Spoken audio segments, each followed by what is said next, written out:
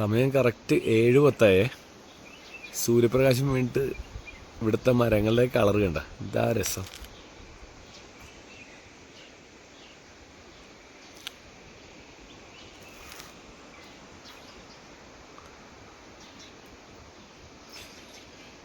ആ ബിൽഡിങ്ങിൻ്റെ താഴത്ത് ഫസ്റ്റ് കാണുന്ന ഡോറിൻ്റെ അകത്ത് ഞങ്ങൾ താമസിച്ചിരുന്നത്, ഫസ്റ്റത്തെ റൂമിൽ. നല്ല തണുപ്പം കാറ്റടിക്കുന്നുണ്ട്. അതിൻ്റെ ആ മരങ്ങൾ ആടുന്നതും പിന്നെ നിങ്ങൾക്ക് അവച്ച കേൾക്കാം. എന്ത് രസം.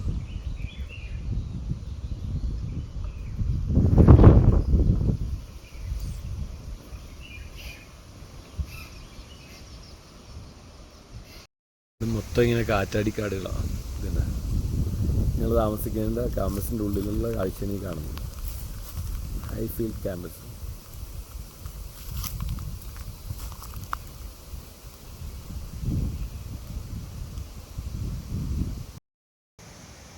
നമ്മുടെ അവിടുത്തെ താമരയിലെ പോലത്തെ ഒരു സാധനമാണ്. അതിൽ 2 കളർ പൂ വിരിയുന്നുണ്ട്. ഒന്ന് ഇതാണ് തന്നെ.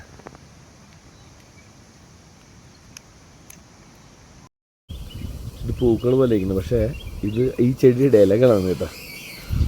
നമ്മൾ കറക്റ്റ് നോക്കി കഴിഞ്ഞാൽ പൂക്കളെ പോലെ തന്നെ തോന്നുന്നു.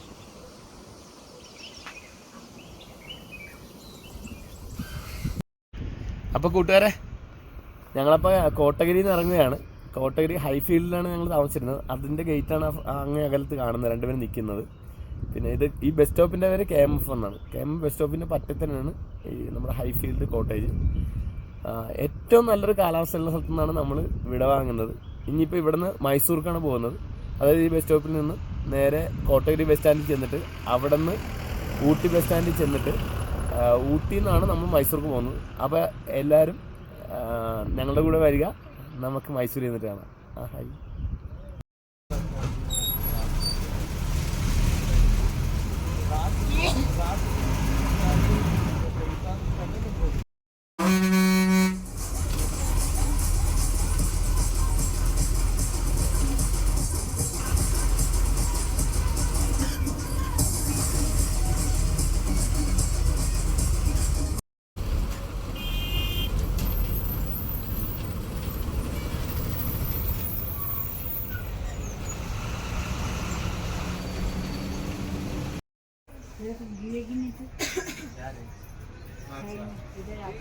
सॉरी, जो होगा अभी क्या करें. अभी इसका मेन है कि तो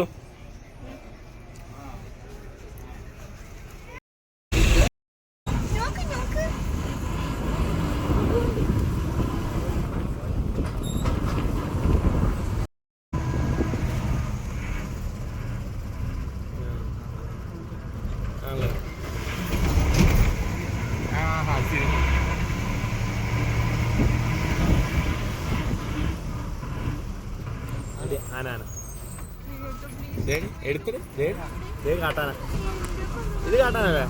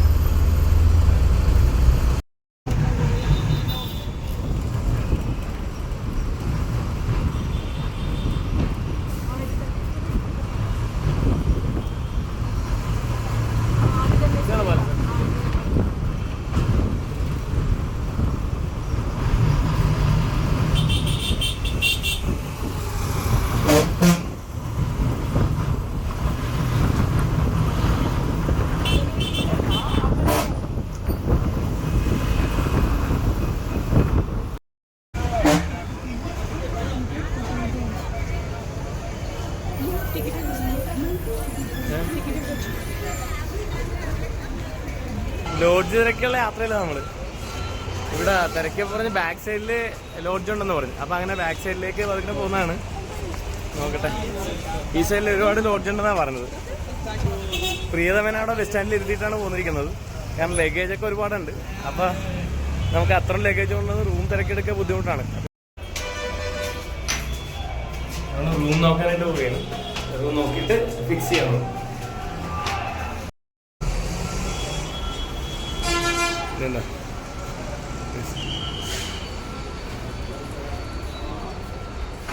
Okay, yeah.